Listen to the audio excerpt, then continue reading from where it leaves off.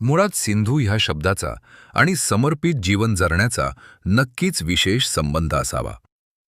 सिंधू संस्कृती, सिंधू नदी या शब्दांपासून अगदी सिंधुताई सपकाळ या नावापर्यंत एक गोष्ट कॉमन दिसेल, ती म्हणजे जिथे सिंधू तिथे समर्पित भावना असणे. याच नैसर्गिक वास्तवाला साजेशी असे नाव म्हणजे नवीन नांदेड शहरातील सेवानिवृत्त शिक्षिका सौ सिंधुताई संभाजीराव तिडके ह्या आहेत. सिंधुताई ह्या शिक्षिका असल्याने स्वाभाविकच ज्ञानदानाच्या कार्यात त्या अग्रेसर राहिल्याच, पण सामाजिक साहित्य क्षेत्रासह कौटुंबिक पातळीवर देखील त्या समर्पित आयुष्य जगत आल्या आहेत. वडील कैलासवासी शेषराव पुयड हे शिक्षक असलेल्या सिंधुताईंचा विवाह प्राध्यापक संभाजीराव तिडके यांच्यासोबत झाला आणि खऱ्या अर्थाने आयुष्याची वाटचाल सुरू झाली. आयुष्यात येणारी लहान मोठी संकटं, अडथळे ही कष्टाच्या बळावर पायाखाली तुडवत हे दाम्पत्य मार्गक्रमण करत आले.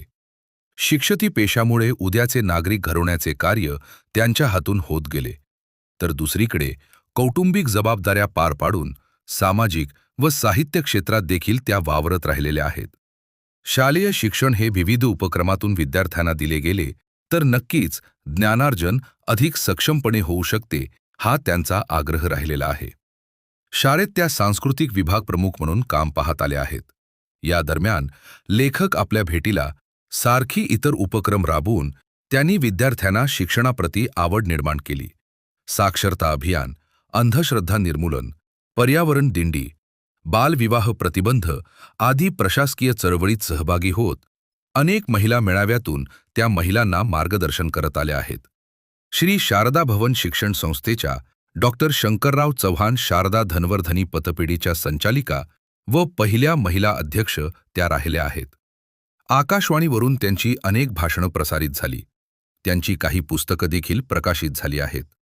या दरम्यानच्या काळात गुरु गौरव पुरस्कार, उत्कृष्ट शिक्षिका पुरस्कार, पहिला महिला सिडको भूषण पुरस्कार, कुसुमताई चव्हाण महिला भूषण पुरस्कार, संत विष्णुदास काव्य पुरस्कार, बीट स्तरावरील उत्कृष्ट शिक्षिका पुरस्कार, मराठी अपडेटचा कृतज्ञता पुरस्कार आदीसह इतर अनेक पुरस्काराने त्यांना गौरवण्यात आले आहे. अगदी सहज, सुंदर व समाज उपयोगी आयुष्य पुढे जात असताना अचानकपणे आयुष्याला कलाटणी देणारा प्रसंग त्यांच्या वाट्याला आला.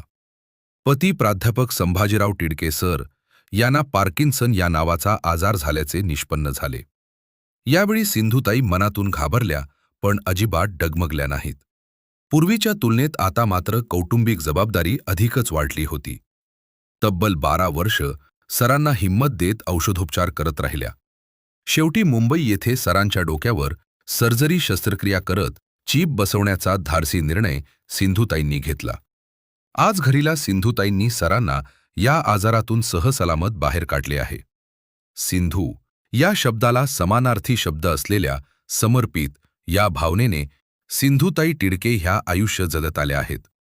शिक्षिका या नात्याने उद्याची पिढी घडवत, सामाजिक कार्य करत, साहित्य क्षेत्रात योगदान देत त्या कौटुंबिक पातळीवर देखील यशस्वी झाल्या आहेत.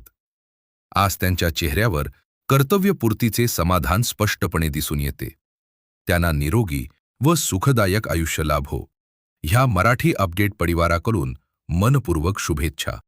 दररोज Marathi update morning news podcast ऐकण्यासाठी मराठी अपडेट पॉडकास्ट चॅनलला सबस्क्राईब करा. धन्यवाद.